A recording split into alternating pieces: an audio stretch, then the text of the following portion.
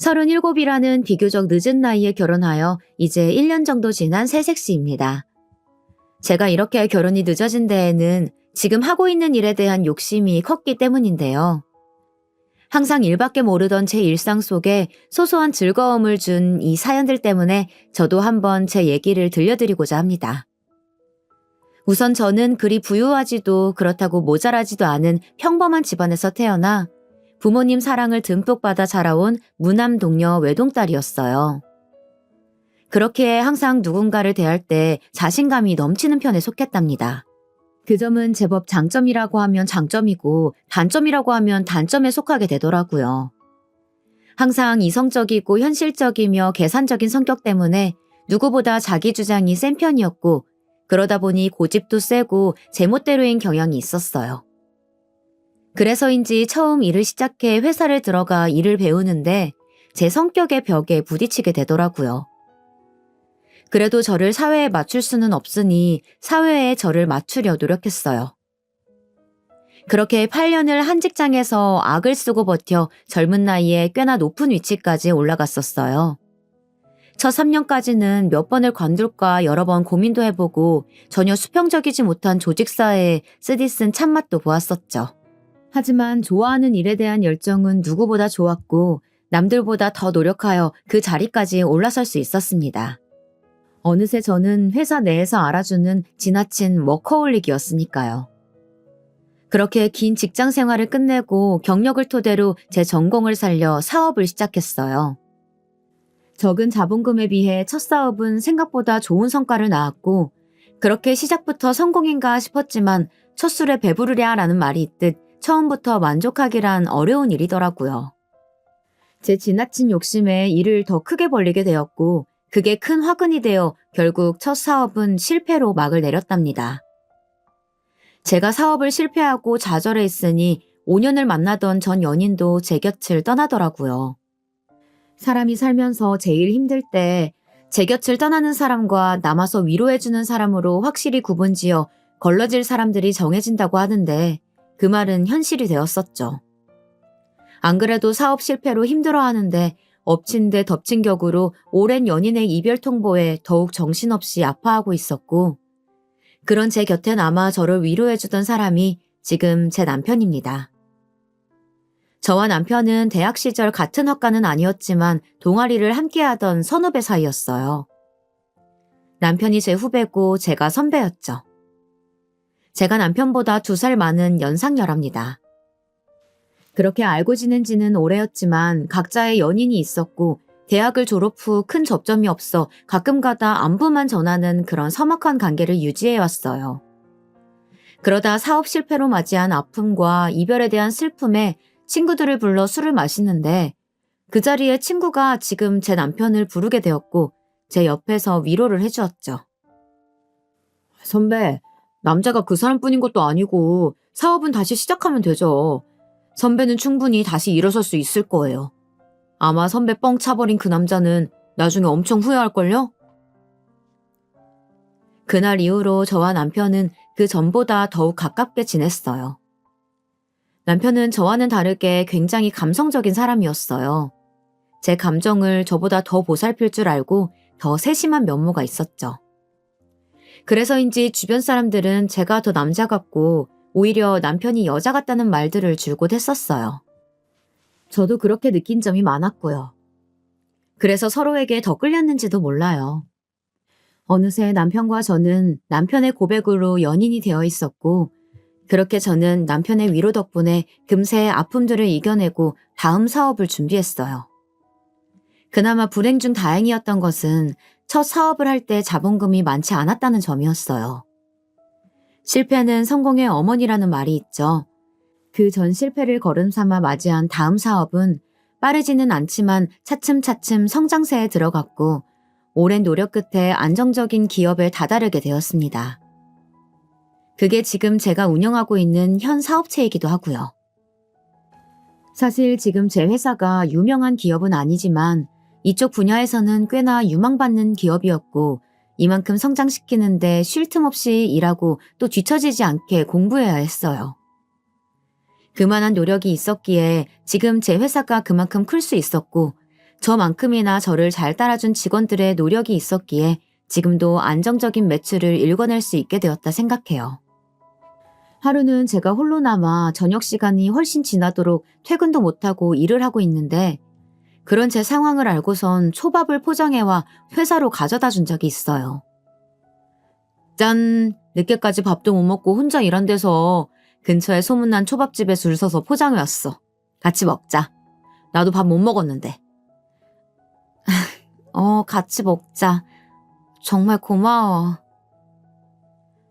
이렇게 바빠서 시간 내기 힘들 때에는 소소하게 회사에서 데이트도 하고 제 상황에 맞춰주는 남편 덕분에 저도 더욱 힘을 내어 일에 매진할 수 있었는지도 몰라요.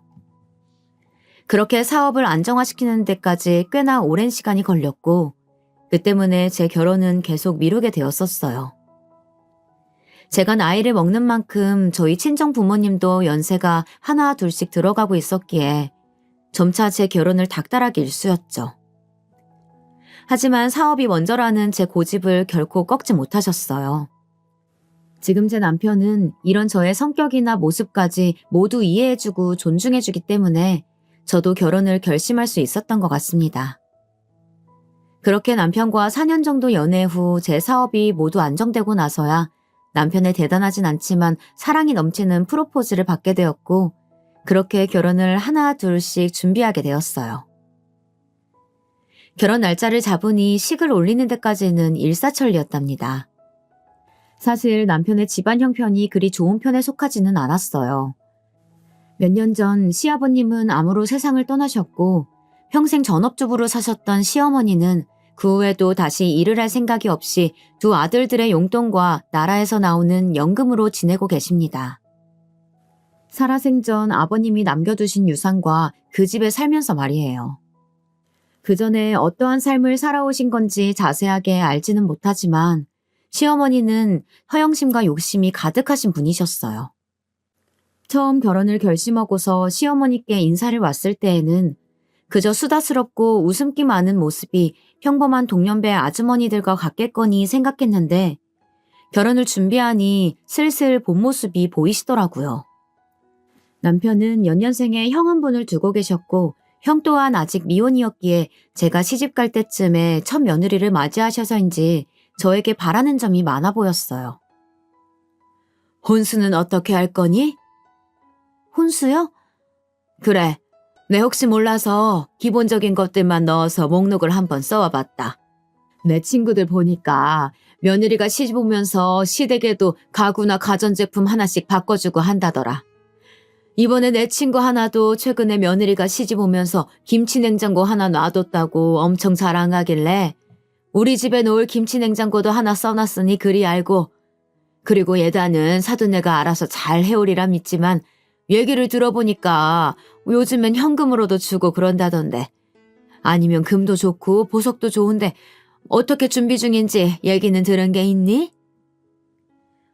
혼수라니.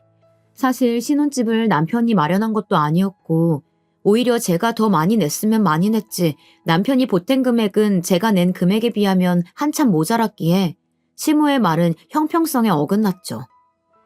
예단도 자식을 볼모로 이득을 취하려는 게 아닌 이상 서로에게 부담되지 않게 적정선에 금액을 맞추어 진행하는 게 좋다고 생각하였고 저는 또 이런 일에는 참지 않고 뱉어내는 성격이어서 하나하나 콕콕 집어가며 답했습니다. 어머니 죄송하지만 저희 신혼집은 제가 거의 70% 정도 부담했고요. 성훈 씨는 계약금 정도만 냈었어요. 예식장이나 그 외 부대 비용도 제가 더 많이 부담하고 있고요. 그래서 집안 가구와 물품들은 성훈 씨와 각각 반반씩 부담하여 내기로 미리 말을 맞춰놓은 상태예요. 친구분처럼 어머님 집에 김치냉장고 놔두리는 것은 문제가 되지 않지만 그걸 너무 당연하게 말씀하시는 것은 아니라고 생각합니다. 그리고 예물이나 예단은 양가 측과 협의하에 적정선 금액에 맞추어 준비하는 게 좋지 않을까 생각하는데 어머니 의견은 어떠세요? 그래야 각자 부담이 덜하지 않을까 싶은데요. 제 말에 시어머니는 당황한 듯 말을 버벅이며 말하시더라고요. 그래 아가. 네가 나이가 있어서 그런가 말을 아주 똑부러지게 하는구나. 예물이랑 예단은 성훈이랑 마저 내 얘기하마. 그렇게 말하던 시몬은 뒤에서 남편에게 시집도 오기 전에 시어머니한테 말하는 싸가지가 바가지라며 제 험담을 했다는 겁니다. 물론 제 말투가 사무적이고 딱딱한 모습이 담겨 있어 그리 보일 수는 있지만 이렇게 앞에서는 아무렇지 않은 척 말하고 뒤에서 남편에게만 제 험담을 하는 것이 제 상식에선 이해가 가지 않았어요. 차라리 앞에서 제게 대놓고 얘기를 하였다면 그런 불만이 있으신 부분은 수용하여 바로 고치면 되는 것이었고 그리하여 서로 불편한 일은 없는데 말이에요. 그렇다고 남편에게 들었다며 시어머니한테 가서 그 부분을 따지고 들기도 뭐했죠. 그렇게 식도 올리기 전에 그런 이중적이고 속물적인 모습의 시어머니를 보고 저는 제가 중소기업의 사장이라는 것을 숨기기로 하였어요. 제가 사장이라고 하면 이것저것 바라시는 게 더 많을 것 같아 보였거든요. 그래서 그냥 제 회사에 다니는 직원이라고만 둘러대고 말았고 남편에게도 그렇게 말을 맞춰달라고 미리 부탁해 놓았었죠. 그리고 그날부터 제가 시집을 가고 난 뒤에도 시어머니는 이중적인 면모를 계속이 보여주었어요. 항상 제 앞에서는 별말 없다가도 그렇게 뒤에서 남편에게 제가 마음에 들지 않는다며 나이도 많은 것이 기가 센 것 같다고 험담을 하기 일쑤였답니다.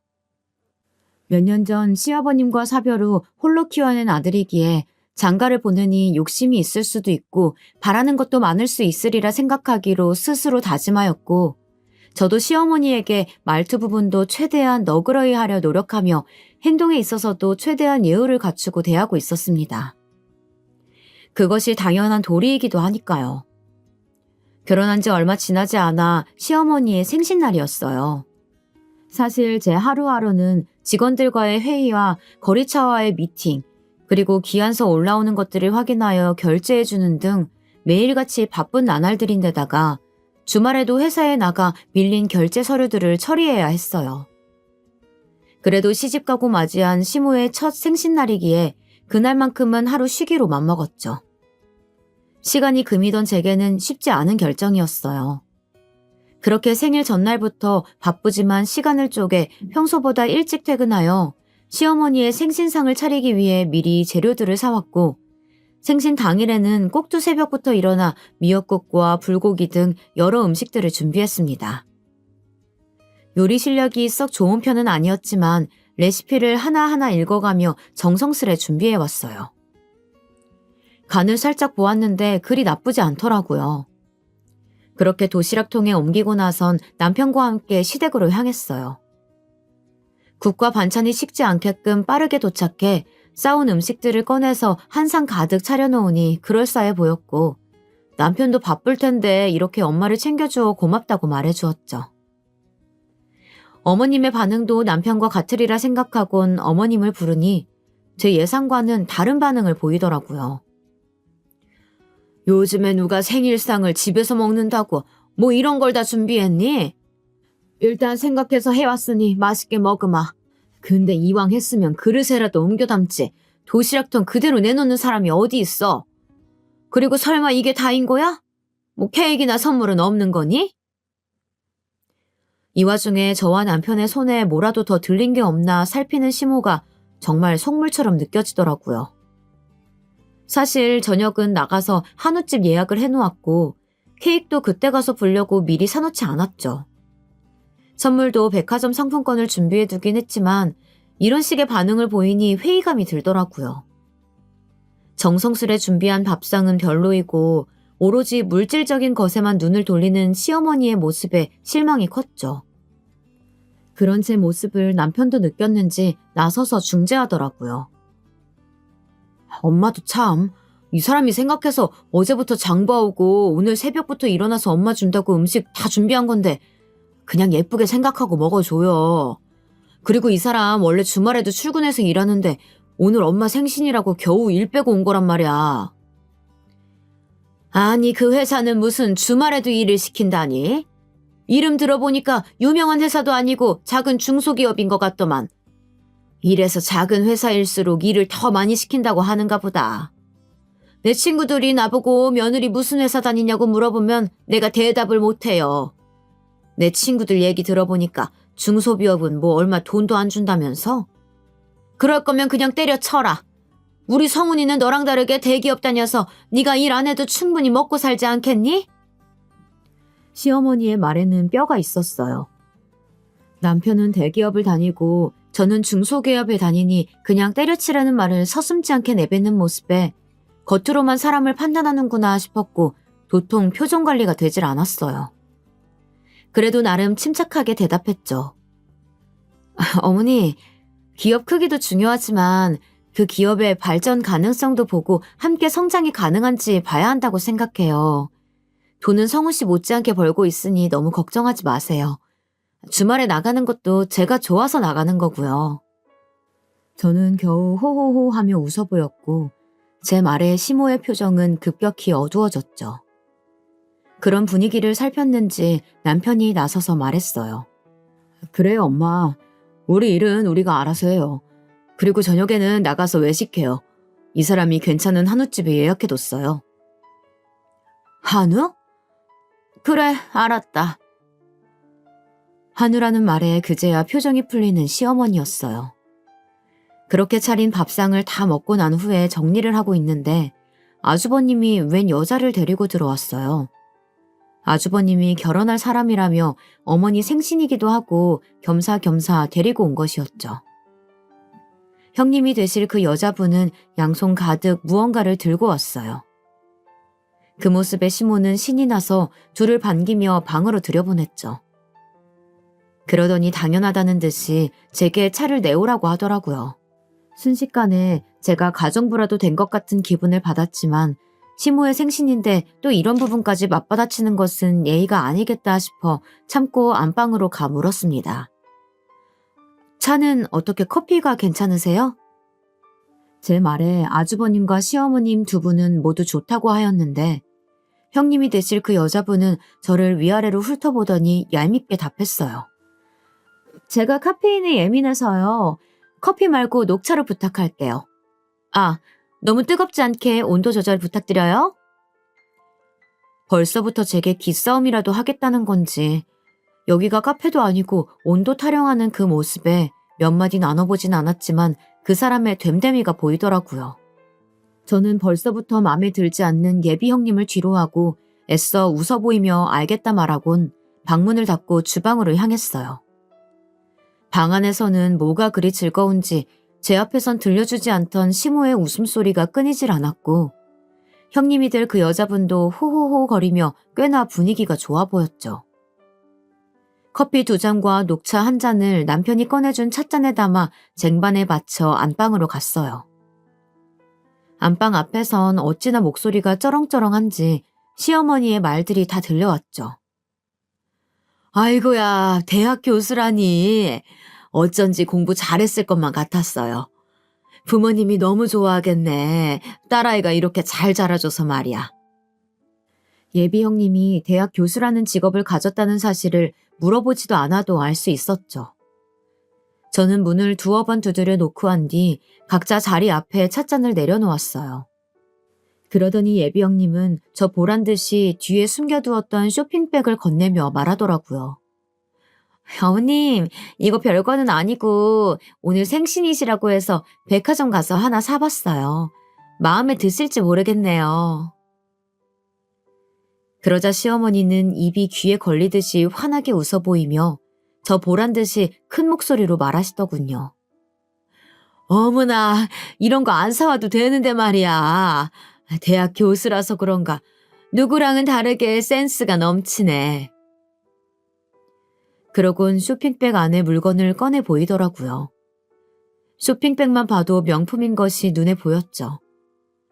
박스를 둘러싼 리본을 풀어헤치니 그 안에는 색이 노란색과 빨간색으로 이루어진 강렬해 보이는 스카프가 나왔어요. 어머님 취향을 몰라서 제 취향대로 골라봤는데 어떻게 괜찮으세요? 딱 봐도 시어머니의 취향과는 동떨어진 색상의 스카프였고 시모도 그 스카프를 위아래 뒤집어 보더니 애써 억지 웃음을 지어 보였어요. 색이 곱네요. 잘 쓸게요. 고마워요. 누가 봐도 마음에 들지 않는데 괜히 하는 말처럼 들렸죠. 영혼이라곤 찾아볼 수 없는 기계식 리액션이었어요. 저는 시어머니의 반응에 이만 안방을 나와 참아온 웃음을 터뜨리고 말았답니다.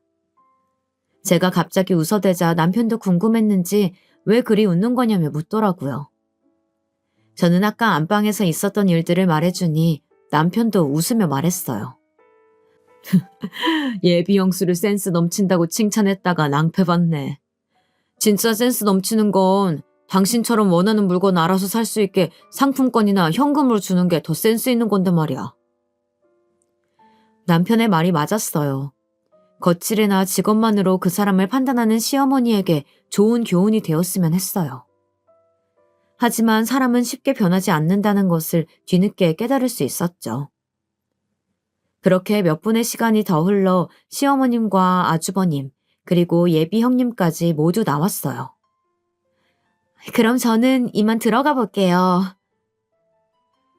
예비 형님은 고개 숙여 인사했고 시모는 아쉬웠는지 그런 예비 형님을 붙잡았죠. 아니 왜요? 오늘 둘째 애가 나 생일이라고 한우고깃집을 예약했다던데 좀만 있다가 같이 가서 저녁 먹지. 그러자 아주버님이 곤란해하는 예비 형님을 대신해 답했죠. 에이, 엄마도 참 이 사람 논문 준비로 바빠서 들어가 봐야 돼. 그럼 나 이 사람 좀 데려다 주고 올게. 그래, 그렇게 해라. 그럼 조심히 들어가요. 그렇게 시모는 예비 형님에게 인사했고 저와 남편도 다음에 또 뵙자는 말로 인사를 했어요. 아주버님과 예비 형님이 떠난 지 얼마 지나지 않아 시모는 선물로 받은 스카프를 들고 오며 저와 남편에게 말하더라고요. 아니, 이 색상 좀 봐라. 이렇게 튀는 색상을 도대체 무슨 옷에 입으라는 건지 원. 대학 교수식이나 돼서 이리 패션 감각이 없다니. 아휴, 이것 좀 봐라. 나한테 어울리냐? 급기야 그 스카프를 둘러대고는 저와 남편에게 묻는 시모였죠. 저는 애써 웃음을 참아가며 답했어요. 글쎄요. 어머님 평소에 입으시는 스타일과는 많이 다른 것 같기는 한데요. 정 마음에 안 드시면 백화점 가서 다른 디자인으로 바꿔오세요. 아휴, 나도 그러고 싶은데 아니 이걸 굳이 상견례 자리에 하고 오란다. 그렇다고 가서 바꾸기도 뭐하고. 아휴. 결국 혀를 차보이는 시어머니였어요. 그 모습을 보고 있자니 그렇게 앞에서는 웃어 보이더니 예비 형님이 가자마자 흉을 보는 게 어쩐지 제가 결혼한다고 왔을 때도 이렇게 남편에게 흉을 받겠구나 싶더라고요. 이후 저녁 예약 시간대에 맞춰 함께 한우고기집에서 식사를 하였고 잠시 근처 베이커리에 들려 케이크를 사들고 온 남편이 식당에 양해를 구하고선 케이크에 초를 켜고 축하 노래를 불렀어요. 그 순간만큼은 볼을 붉히며 소녀처럼 고맙다고 말하는 시모가 아까 본 그 사람이 맞나 싶더라고요. 초의 불이 다 꺼진 뒤에야 저는 가방 안에 들어있던 봉투를 꺼내 건네주며 말했죠. 어머님, 생신 축하드려요. 이거 대단한 건 아니고 백화점 상품권인데 가서 평소에 사고 싶었던 물건이나 드시고 싶었던 거 있으시면 친구분들이랑 가서 드시라고 넣어봤어요. 그제야 입이 찢어지게 웃어 보이던 시어머니는 봉투를 받고는 그 안을 살피며 말하더라고요. 어머, 뭐 이런 걸 다 준비했어. 상품권이라니. 역시 세아가 네가 나이가 있는 만큼 센스가 좋긴 하구나. 근데 50만 원이네? 나는 100만 원권 정도는 들어있을 거라고 생각했는데. 예, 50만 원으로 어떻게 사고 싶은 것을 사고 친구들을 데리고 맛있는 것을 사 먹니? 적어도 100만 원권 정도는 되어야 네 말대로 하지. 아휴, 난 또 말을 또 휘황찬란하게 하길래 100만 원은 들어있는 줄 알았더니 김만 샜네. 뭐 그래도 잘 쓰마. 처음엔 잔뜩 기대한 얼굴로 봉투 안을 살피던 시모는 상품권 액수를 보더니 실망한 기색을 드러내 보이시더군요. 사실 이번 백화점 상품권은 지난 명절 때 직원들 보너스로 백화점 상품권을 주다가 남은 50만 원권을 선물로 드린 거였죠. 친구들에게 물어보니 이 정도면 충분할 거라고.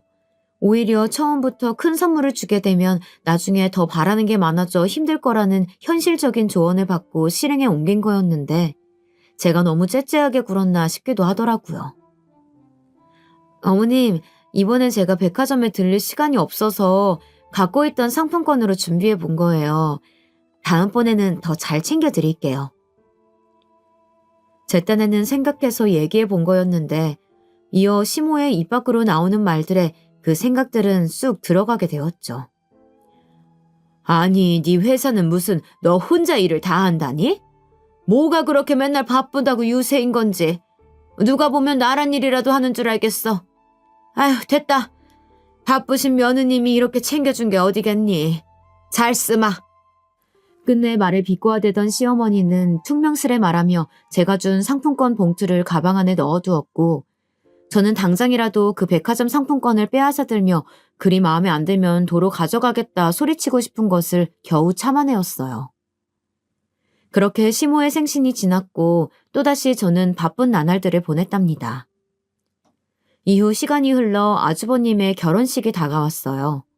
지난 아주버님 상견례 자리에는 저도 함께 오라고 초대하였지만 일이 너무 바쁜 나머지 참석하지는 못하였고 대신 남편만 그 자리를 갔다 왔었어요.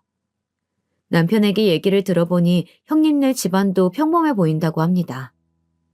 다만 형님이 상견례 자리에 하고 오라며 어머니 생신 때 선물로 주었던 스카프를 동일한 디자인의 색만 다른 걸로 형님 친정 어머니께서도 하고 오셨다는 얘기를 들었죠.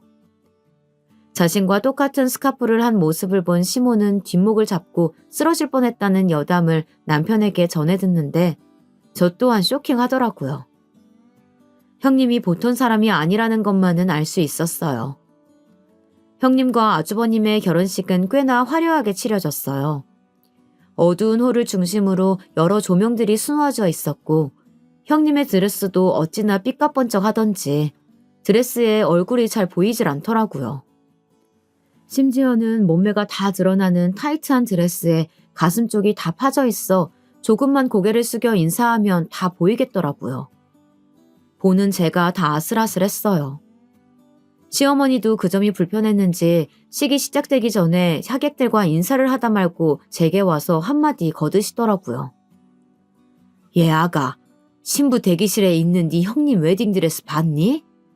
아니 쟤는 무슨 생각으로 저런 드레스를 입은 건지 내가 다 남사스러워서 원. 대학 교수라는 것이 생각이 있는 건지 없는 건지 알 수가 없다. 누가 보면 술집 여잔 줄 알겠다니까. 내 친구들도 한 번씩 보더니 다들 뭐라고 하더라. 드레스가 너무 야시시한 거 아니냐고. 내가 다 창피해서 뭐라 말도 못하겠고. 아휴. 끝내 혀를 차대며 제게 형님의 흉을 보는 시어머니는 그 말을 끝으로 하객으로 온 자신의 지인들에게 다가가 인사하였어요. 이번만큼은 시모가 흉을 보는 게 어쩐지 이해가 가더라고요. 그런데 무슨 일이 있었던 건지 그렇게 뒤에서 형님 흉을 보던 시모가 형님이 신혼여행을 다녀온 이후부터 태도가 완전히 달라지셨어요.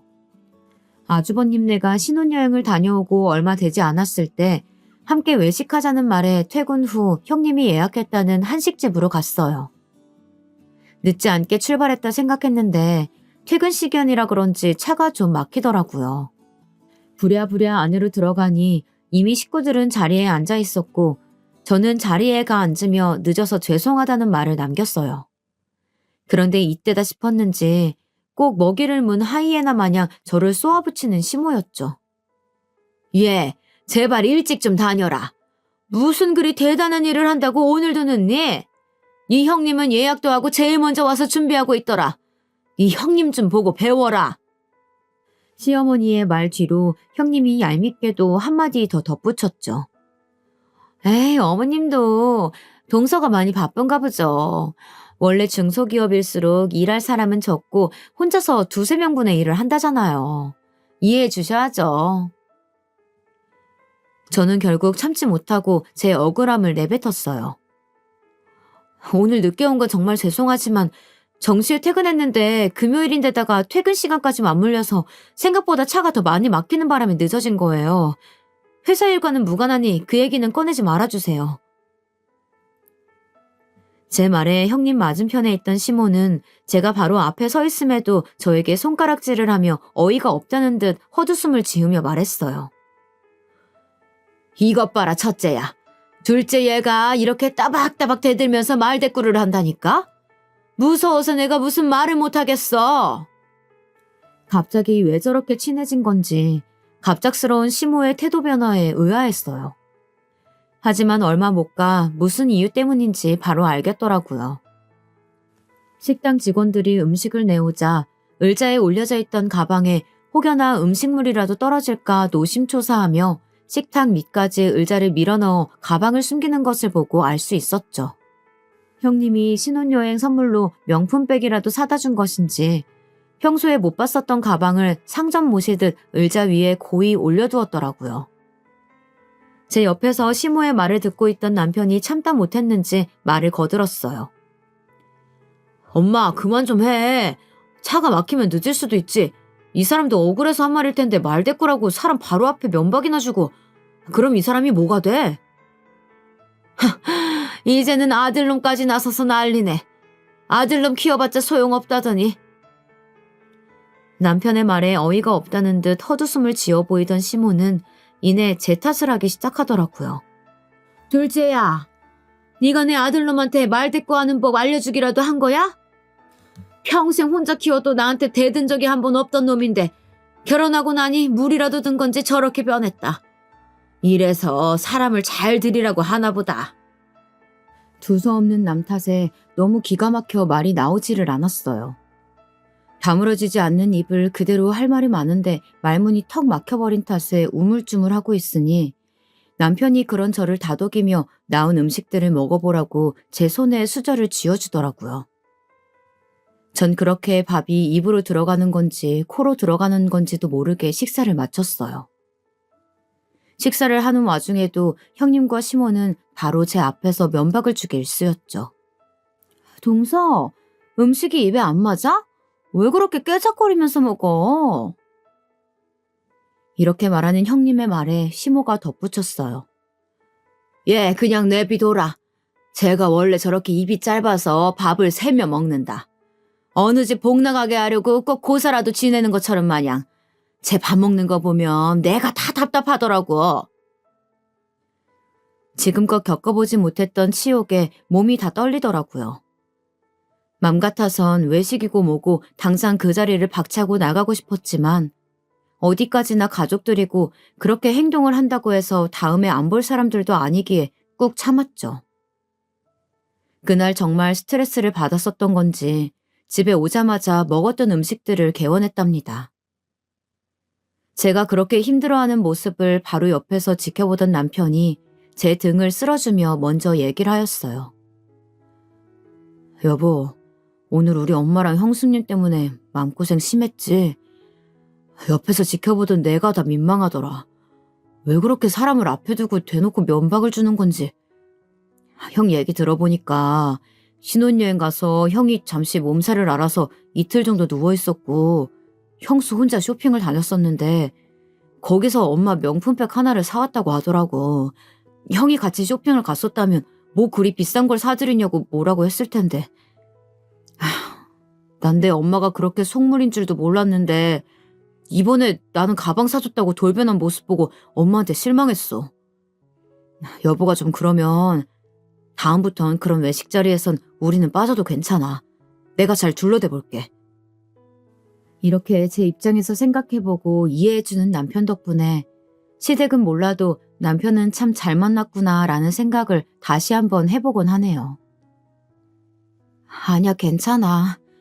곧 아버님 기일인데 일 있다고 둘러대는 것도 한계가 있을 테고 가족인데 피한다고 달라질 건 없잖아.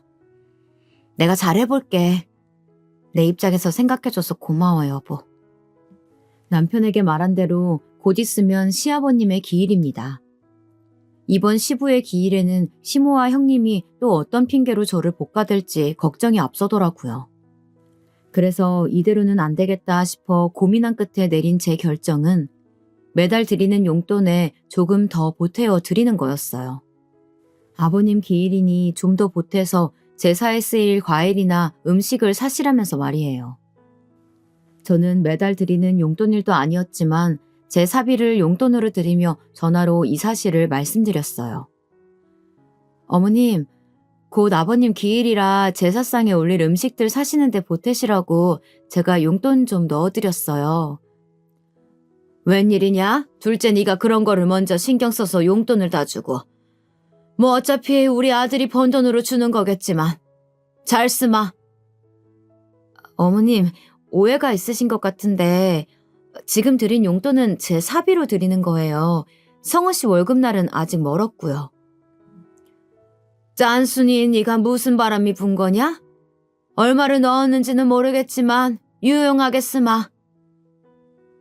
역시나 시모의 반응은 그저 시큰둥했어요. 아무리 그래도 짠순이라니 제가 지금껏 무언가를 뛰어나게 해드린 적은 없어도 남들 하는 만큼은 하고 있다 생각했는데 모순적인 그 말이 듣기가 거북하더라고요.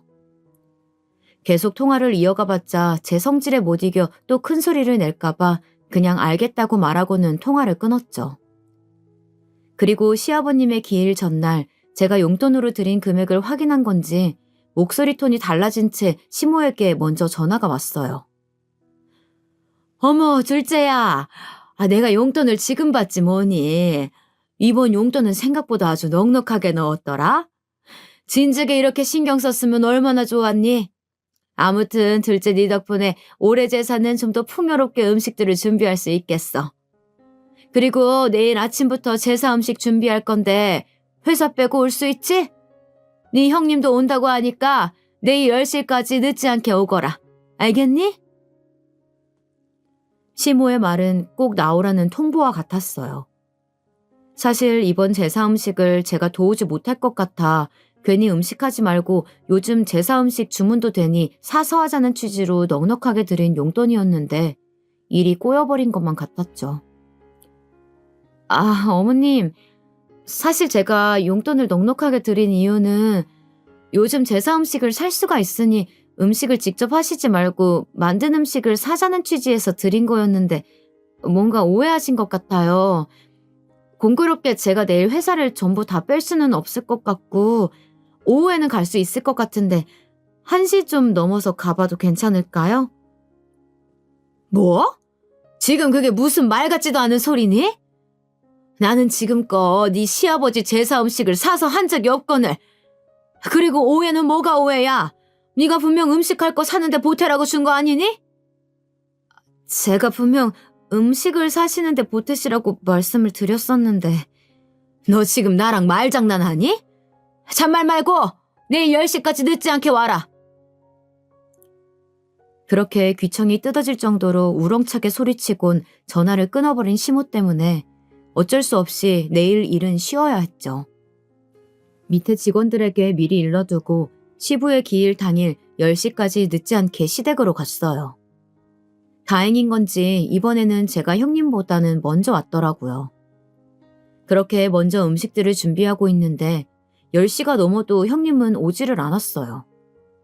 그런데도 시어머니는 형님을 찾지 않더라고요. 그렇게 시간은 흘러 12시가 되어갔고 아직도 오지 않는 형님과 그럼에도 별말 없는 시모가 이상하다 느낀 저는 먼저 시모에게 물었죠. 어머님, 벌써 12시가 다 되어가는데 형님은 오늘 안 오시나요? 내가 말 안 했었니? 큰애는 오늘 강의를 빼려고 했는데 뭐 특강인지 뺄 수가 없다면서 못 온다고 어제 저녁에 전화가 왔었어. 대학 교수직이나 되는데 아무렴 그렇게 바쁘지 않고 배기겠니?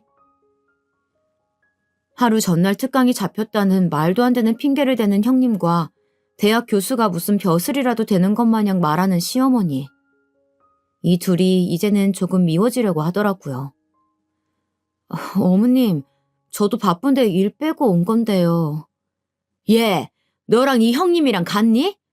회사는 너 없어도 충분히 돌아갈 테지만 네 형님은 교수잖니? 강단에 올라서 강의할 사람이 큰애뿐이라는데 그러면 어떡해? 그런 애한테 교수 일을 때려치고 음식이나 하라고 할 순 없잖니? 아니면 너는 이 늙은 시애미가 홀로 제사 음식을 다 준비해야 속이 시원한 거야? 어머님, 제 말은 그런 게 아니라 뭐 더 할 말이 있는 거야? 그래도 3시쯤에 강의 끝나자마자 달려온다고 하니까 너무 불평하지 마라. 도통 말이 통하지 않았어요. 제 고집도 시모의 똥꼬집 앞에선 우스울 뿐이더라고요. 저는 하는 수 없이 홀로 음식을 하여야 했어요. 시모는 옆에서 잠시 재료를 손질하다가 싶다가도 허리가 아프다거나 손목이 쑤신다며 자리를 피하기 일쑤였고 덕분에 전 실력에도 없는 요리 솜씨를 발휘하였죠. 3시가 조금 넘어 도착한 형님은 음식을 다 해가니 그제야 와서 시모와 함께 얄미운 말들을 옆에서 늘어놓았어요. 어머 동서, 음식 솜씨가 영 별론가 봐. 간이 좀 싱겁네. 꼬지전은 또 왜 이래? 너무 끝에 꼬지를 꽂아서 너무 달랑거려가지고 꼭 금방이라도 떨어질 것 같네. 이런 걸 제사상에 내놓으라고 만든 거야? 오자마자 겉옷과 가방을 소파에 두고선 주방으로 와 전을 하나 집어먹고는 싱겁다고 얄밉게 구는 형님이었죠. 그리고 형님을 따라 전을 똑같이 맛보고는 시모도 말을 덧붙이더라고요. 첫째 말이 맞구나. 둘째야, 간이 너무 싱거운 것 같다. 그리고 꼬지 좀 일정하게 꽂지 그랬니? 수고했다는 말은커녕 타박이나 늘어놓는 형님과 시모였어요. 혼자서 음식을 한 사람한테 타박은 너무한 거 아니냐며 따져묻고 싶었지만 아버님 기일인데 괜한 분란 일으키기 싫더라고요. 홀로 음식들을 준비하느라 진도 다 빠진 상태라 대꾸할 힘도 없었고요. 제가 별말이 없자 형님과 시모도 그냥 넘어가는 듯 했어요. 그렇게 시간이 흘러 아주버님과 남편도 퇴근 후 시댁에 왔고 제사 음식은 별도로 빼두고는 남은 음식들로 간단하게 저녁을 먹었죠. 그런데 음식을 맛보던 아주버님이 아까 간 보며 타박을 놀아놓던 형님과 시모와는 달리 감탄을 하며 말씀하시더라고요. 오늘 국이 너무 짜지 않게 잘 됐는데? 담백하니 돌아가신 아빠가 와서 맛봐도 좋다고 하시겠어? 아주버님에 이어 제 옆에 앉아있던 남편도 국을 한 입 떠먹어 보더니 아주버님과 같은 반응을 보였어요. 정말이네. 아빠가 살아생전에 딱 이 정도로 알맞게 심심하니 담백한 국을 좋아했었지. 항상 엄마가 해준 국 드시면서 짜다고 했었잖아. 혹시 이거 당신이 한 거야? 그리고 제게 음식을 한 건지 묻는 남편이었어요. 사실 남편은 다 알면서도 일부러 모르는 척 묻는 거였죠. 제가 음식 준비를 끝내고 잠시 화장실에 가 있는 동안 형님이 강의 때문에 늦게 오느라 홀로 음식을 준비했다는 얘기를 남편에게 미리 메신저로 해두었었거든요.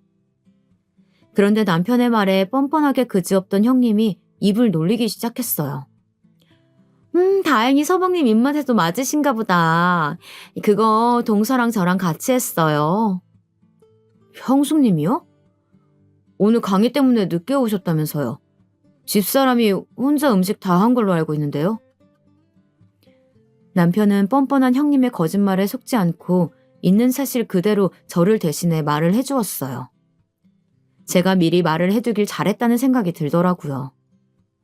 남편의 말에 얼굴이 새빨개진 형님은 말을 버벅이며 또다시 거짓말을 하였어요. 제가 그래도 오후에 와서 간 좀 보다가 너무 짠 것 같아서 물 좀 붓고 다시 끓인 거예요. 그래서 같이 했다고 말씀드린 건데 서방님이 뭔가 오해하셨나 보다. 형님, 왜 오늘 같은 아버님 기일날 거짓말을 하고 그러세요? 제가 음식 다 하고 나서야 오셔서 밥상에 숟가락만 얹은 게 다잖아요. 심지어 간도 싱겁다면서 타박하셨으면서 무슨 간을 다시 했다고 거짓말을 하세요? 저는 뻔뻔하고 얄미운 형님의 거짓말에 참다 못해 입을 열었고 중간에 껴서 듣고만 계시던 시모가 이후 말을 이었어요. 뭐 오늘 같은 날 그런 거를 일일이 재고 따지고 그러니 그냥 넘어갈 줄도 알아야지. 어쨌든 네 손윗사람한테 그렇게 말마다 따박따박 대들어서야 되겠어? 네 말대로 오늘 같은 날 네 시아버지 기일인데 말이야. 음식을 누가 했던 뭐가 그리 중요하다고 목소리를 높이는지 원. 그렇게도 생색을 내고 싶었니? 이어진 시모의 말에 우라통이 치밀어 오르더라고요. 그만 시모에게도 한마디 꺼내려던 그때 남편이 제 손을 잡고 말리는 듯 보였어요. 저는 남편의 만류에 행동들을 모두 멈추고 가만히 있을 수밖에 없었습니다. 그리고 저 대신하여 남편이 한마디 하였어요. 엄마도 그만하세요. 형수님도 좀 솔직해지시고요. 곧 제사 지내야 하는데 조용히 제사 지내고 갑시다. 아빠가 맘 편히 들렀다가 갈 수 있게요. 남편의 말에 시모와 형님 두 분 다 입을 다물더군요. 그렇게 저녁 시간이 흘러 아버님의 제사를 지내고 집으로 돌아갔습니다. 집으로 가는 차 안에서 남편이 먼저 제 손을 잡으며 고생했다고 말해주더라고요. 남편의 그러한 따뜻한 말 한마디 덕분에 그날 내내 시모와 형님에게 받았던 서름들이 그나마 조금은 씻겨나가는 것 같았어요. 그렇게 또 평상시의 나날들이 흘렀고 바쁜 일상 때문에 잠시 연락하지 못했던 대학 친구들과 연락이 다 오랜만에 모임을 갖게 되었어요. 그리고 그곳에서 뜻밖의 소식을 들을 수 있었죠. 대학 친구 중 한 친구가 형님처럼 대학 교수인데 이번에 형님이 일하고 있던 대학교로 이직을 했다는 소식이었어요. 은영이 너도 그 학교로 이직했어? 우리 형님도 거기서 교수로 있다던데. 아, 정말? 성함이 어떻게 되시는데? 차성은이라고. 학과는 어느 쪽인지 모르겠네. 사실 나랑 사이가 썩 좋지가 않아서. 아, 그분 알지? 우리 학교가 경기권에 있는 작은 사립대라 교수가 많지 않아서 이름 대면 거의 다 알긴 해. 근데 그분은 전임 교수가 아니고 그냥 시간 강사일 텐데. 뭐? 시간 강사라고? 시댁에는 자기가 교수라고 떠벌리고 다녔는데. 난 그래서 너처럼 전임 교수라도 되는 줄 알았지. 대학 교수라고 떠벌리고 다니던 형님이 알고 보니 그냥 일반 시간 강사였다니. 거짓말을 능숙하게 할 때부터 알아봤어야 했는데 감쪽같이 시댁을 속이고 기만한 형님이 놀라울 따름이었어요. 그리고 저는 그 친구로부터 형님에 관한 얘기를 더 들을 수 있었죠.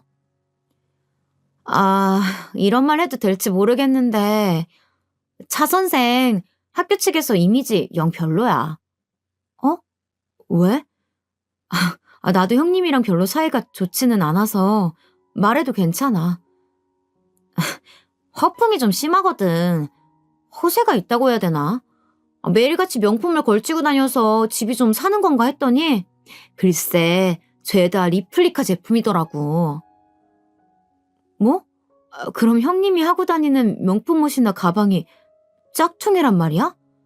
그렇다니까. 동료 교수 중에 그쪽으로 좀 빠삭한 친구가 있어. 거의 감별사급으로 잘 보는데 보더니 티 안 나게 잘 만들어진 리플 제품이라고 하더라고. 친구의 말은 꽤나 충격적이었어요. 대학 전임 교수가 아니라 시간 강사라는 것도 놀라운 사실인데 하고 다니는 모든 것이 짝퉁이라니. 그리고 제 내리를 스쳐가는 것이 몇 가지 있었어요. 시모에게 처음 인사 올 때 선물로 주었던 스카프와 신혼여행을 놀러가서 아주버님은 몸살에 호텔에서 쉬고 있을 때 홀로 사온 시모의 명품백. 이 두 가지도 짝퉁이 아닐까 하는 그런 의심이 가더라고요. 저는 이 사실을 남편에게 말해주었어요. 남편도 듣더니 어이가 없다며 열을 내더라고요. 당장 시모에게 전화해 이 사실을 알리겠다는 남편을 늦은 밤 시간대이기도 하고 나중에 천천히 제가 말하겠다며 말렸죠. 그리고 그 사실을 알릴 수 있는 기회는 시간이 얼마 지나지 않아 찾아왔어요. 김장을 해야겠다며 시모가 저와 형님을 불렀고 일요일에 하루 시간을 내어 아침부터 시댁으로 가 김장 준비를 하였어요. 김장은 왜 이리 김치 종류별로 하는 건지 배추김치와 총각김치, 파김치까지 모두 김장에 나섰어요.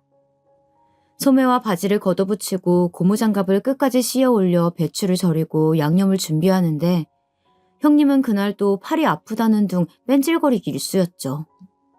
그걸 옆에서 지켜보던 시모는 제사 때처럼 별말이 없으시더라고요. 그렇게 또 저 혼자 다 하다시피 양념 준비하며 배추 손질까지 다 하였죠. 그러다 보니 어느덧 점심시간대가 되었고 옆에서 시모가 분주하게 무언가를 굽는 듯 보였어요. 포슬포슬 올라오는 향내가 제가 좋아하는 갈치 냄새였어요. 향을 맡고 있다 보니 배에서는 꼬르륵 소리가 울리더라고요. 그런데 갈치를 다 구운 시모는 형님만 따로 부르는 게 아니겠어요? 얘 첫째야, 이리 와서 갈치 좀 먹고 해라. 이거 내 친구가 이번에 제주도 놀러 갔다 오면서 사다 준 건데 아주 맛이 좋더라고. 형님도 시모의 말에 쫄래쫄래 주방으로 가더라고요. 어머, 어머님, 너무 맛있어요.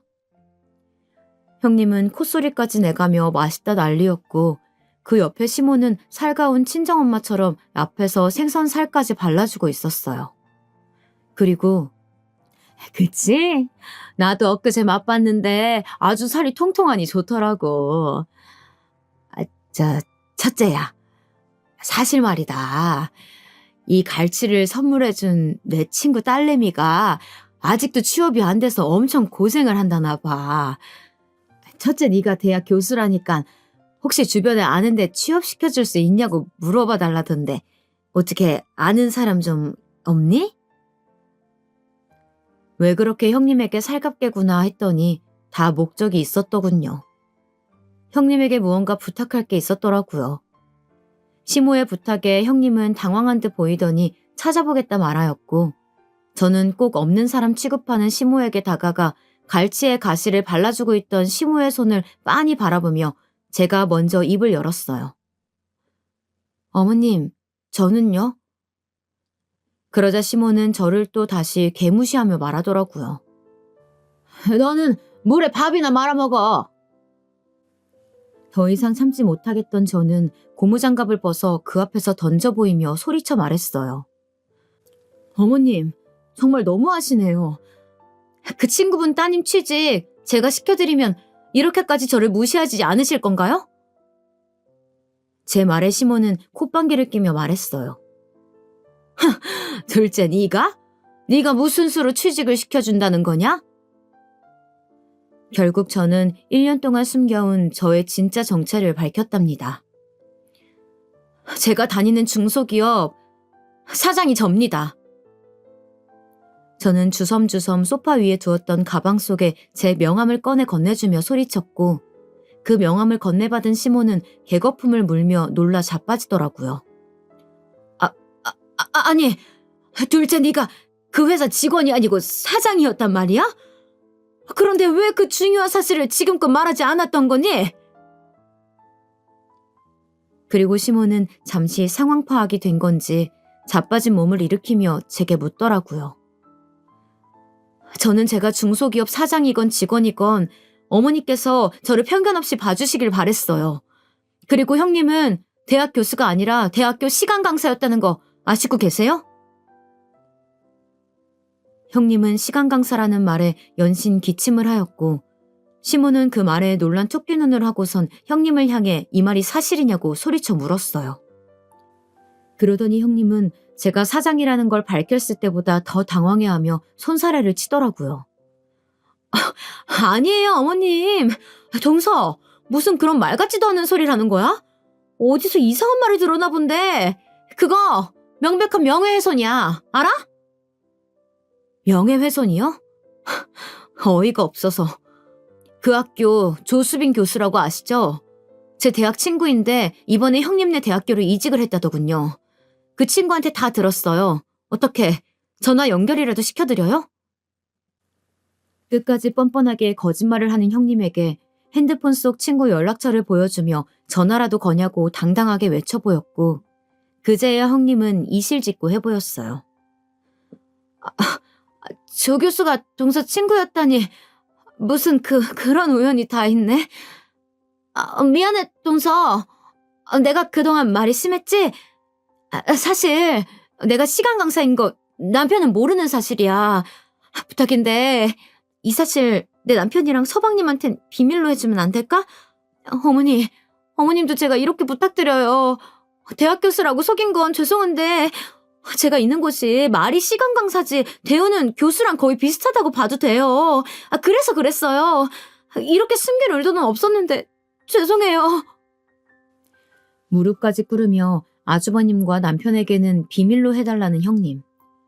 그리고 끝까지 변명만 읊어대는 형님이 이제는 안쓰럽더라고요.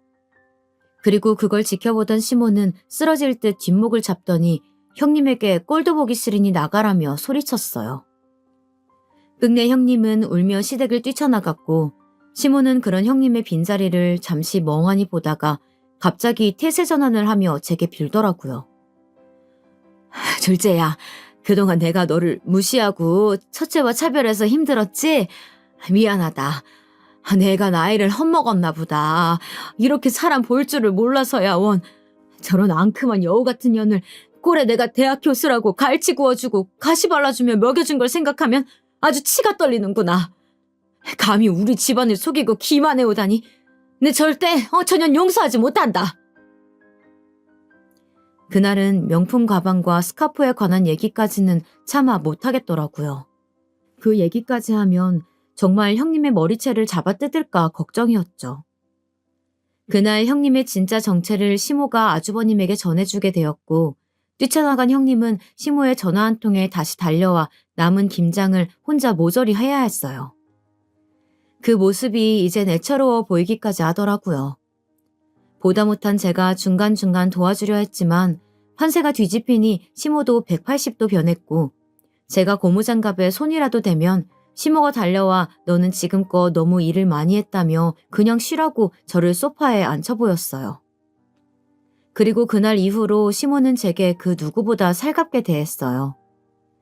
저는 사실 그런 시모의 모습이 진짜 모습이라고는 믿지 않아요. 하지만 제가 사랑하는 사람의 엄마이고 가족이니 이런 모습도 그러려니 하고 넘어가자 하고 지내고 있어요. 그리고 제가 말한 대로 시모 친구분의 딸의 이력서를 전달받아 검토하였고 비록 뛰어난 자질이 돋보이진 않았지만 신입사원으로 잘 가르치면 괜찮겠다 싶었기에 제 회사에 채용을 하였죠. 그리고 명품 가방과 스카프에 관한 진실은 묻어두기로 마음먹었어요. 나중에 진실을 알게 되어도 본인이 감수하라는 뜻에서 주는 제 벌이었죠. 시모가 화려한 겉모습만 보기보다는 따뜻한 내면을 보는 그런 사람이 되기를 바랬으니까요. 현재 저는 여전히 바쁘게 살아가고 있습니다. 그렇게 바쁜 제 삶 속에는 여전히 따뜻하게 저를 보듬어주는 남편이 있고요. 그래서 저는 지금 더할 나위 없이 행복하다 말할 수 있습니다. 그리고 아주버님과 형님은 지금 냉전 중이라고 해요. 얘기를 들어보니 형님이 아주버님에게 숨겼던 것이 몇 가지 더 있었나 보더라고요. 형님이 숨겨온 거짓말들이 한둘이 아닌 걸 알게 된 아주버님은 그 충격으로 잠시 별거하고 지내고 있다고 합니다.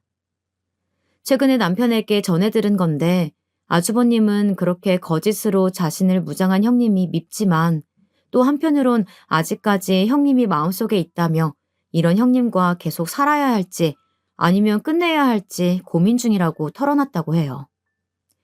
얘기들을 하나둘 쓰다 보니 길어졌네요. 이 사연을 읽으시는 분들은 누구보다 자신을 사랑하는 사람이 되어 저 형님같이 거짓으로 자신을 가리는 사람이 되지 않기를 바라며 이 사연을 마치도록 할게요. 지금껏 제 긴 얘기 들어주셔서 감사합니다.